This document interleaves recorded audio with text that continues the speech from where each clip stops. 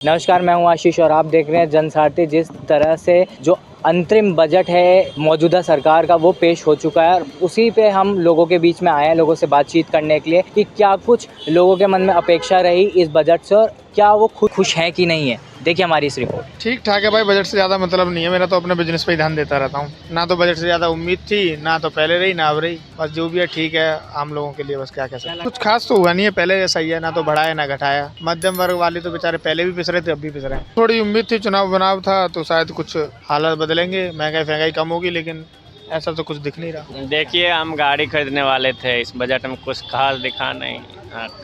कल से ही एक्साइटेड थे। सरकार तो कह रही है जून जुलाई के बाद, लेकिन कुछ नहीं इसमें दिखा। लक्षद्वीप में एक विकसित करने की योजना थी, लेकिन अब उसमें क्या, ज़िंदगी में एक बार जाएंगे। सरकार तो कह रही है कि मोदी 3.0 में फिर से आएंगे, बढ़िया से बजट देंगे। अब देखिए क्या, अब गैस भी महंगा हो गया, कमर्शियल गैस 14-15 रुपये। महंगाई को कोई राहत नहीं है, हमें उम्मीद नहीं थी ऐसा होगा, लेकिन बहुत नाखुश है। बहुत ज़्यादा खास नहीं है, पिछली बार जितना ही है। एक दो योजना ऐड करी है इन्होंने। किसानों के लिए तो आई थिंक कुछ नहीं है, घरों के लेके, गरीबों को घर के लेके। और इनकम टैक्स स्लैब में भी कोई बदलाव नहीं किया इन्होंने, जो इनको करना चाहिए था। आई थिंक हम जैसों के लिए जो युवा रोजगार क्रिएट कर रहे हैं, रोजगार कर रहे हैं, उसको स्लैब को उनको बढ़ाना चाहिए था कि उनको मतलब आदत भी लगनी चाहिए पैसे कमाने की, कि भाई पैसे कमाएगा तभी तो टैक्स भरेगा। अब आपने लिख दिया उसको 7 लाख से ऊपर कमाएगा तो इतने रुपए देगा। आप टैक्स में जाते जाओगे, आप 7 लाख रुपए अगर साल के कमाते हो तो 12 से 13 हज़ार रुपये टैक्स के। 7 लाख से ऊपर जाते हो तो 12-13 हज़ार रुपये टैक्स के आ जाते हैं, तो आपको वो भरने पड़ेंगे। आप जैसे जैसे आप थोड़े ज़्यादा पे जाते हो तो आपको वही ज़्यादा बढ़ता जाएगा। नहीं, वो तो मैं कह रहा हूँ कुछ चेंजेस इन्होंने करे हैं और बहुत सारे विकास भी किया है। टैक्स कलेक्ट करके, सारी चीज़ें टैक्स से ही कलेक्ट करके, क्योंकि हमको कमाना, टैक्स देना अपनी। मगर फिर भी अगर ये उसको बढ़ा देते टैक्स स्लैब को, और योजना भी कहते हैं गरीबों को घर दिया। आधे गरीबों को तो घर ही नहीं है, मिल ही नहीं पाते उनको घर।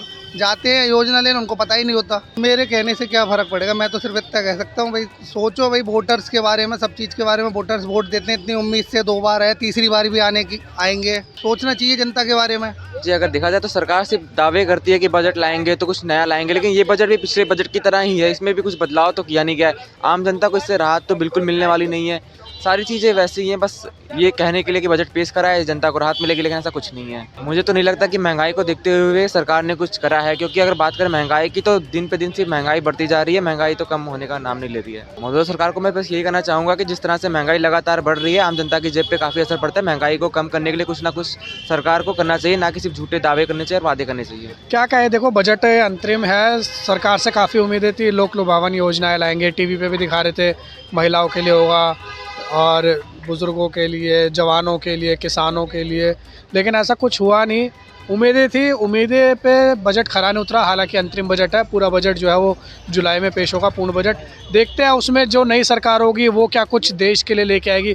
इससे इतनी ज़्यादा मतलब संतुष्टि भी नहीं हुई और अच्छा भी नहीं लगा बजट देख के। बहुत अच्छा बजट है, देश हित में है, गरीबों के लिए कल्याण की बात की गई है। और टैक्स पेयर्स जो है, हालांकि उनके ऊपर थोड़ा सा फ़र्क पड़ेगा, लेकिन इससे कोई फ़र्क नहीं पड़ता।